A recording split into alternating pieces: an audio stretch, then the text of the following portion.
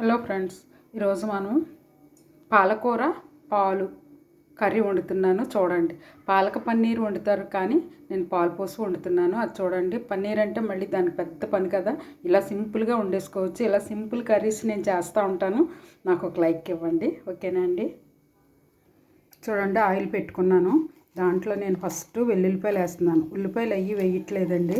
చూడండి, వెల్లుల్లిపాయలతోనే చేస్తున్నాను. కొంచెం ఎక్కువ వెల్లుల్లిపాయలు వేస్తున్నాను. కొన్ని పోపులు వేస్తాను. అలాగే పోపు కూడా వేసేసుకుంటున్నాను. ఒక్క ఎండుమిరపకాయ వేసాను, 2 ఎండుమిరపకాయ చిన్నవి.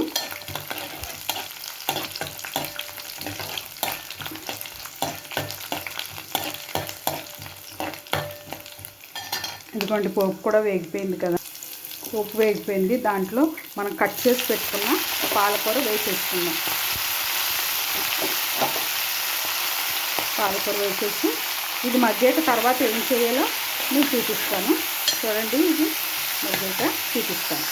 చూడండి, కొంచెం మగ్గింది కదా.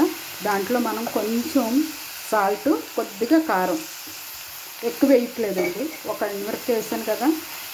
పాలకూరలాగే తినాలి, ఎక్కువ కారం కూడా వద్దు. ఇది ఇలాగా చాలా టేస్ట్గా ఉంటుంది. తర్వాత ఏం చేయాలో చూపిస్తాను. చూడండి, కొంచెం మగ్గింది కదా. దాంట్లో మనం ఒక చిన్న గ్లాసు పాలు పోసేసుకుందాం. ఇది పాలక పన్నీరే లెక్క. ఎందుకంటే పన్నీర్ పీసెస్ ఉండవు కానీ పాలు ఆ టేస్ట్ ఖచ్చితంగా ఉంటుంది అనమాట. ఇది ఇలాగా ఉడికాక నేను మళ్ళీ చూపిస్తాను. చూడండి, ఇది అయిపోయి ఉంటుంది. చూడండి, పాలు పోసేసాను కదా, చక్కగా దగ్గరికి అయిపోయింది. అంతేనండి. ఇలా మీరు చేసి తిని నాకు కామెంట్ రూపంలో తెలియజేయండి.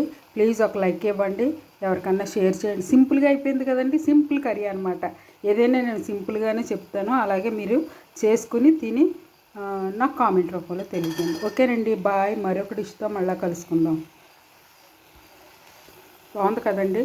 మీకు ఈ కలర్ వద్దనుకుంటే కారం వేయడం మానేయండి. ఎండుమిరపకాయతో తాలింపు వేసుకోండి. బాయ్.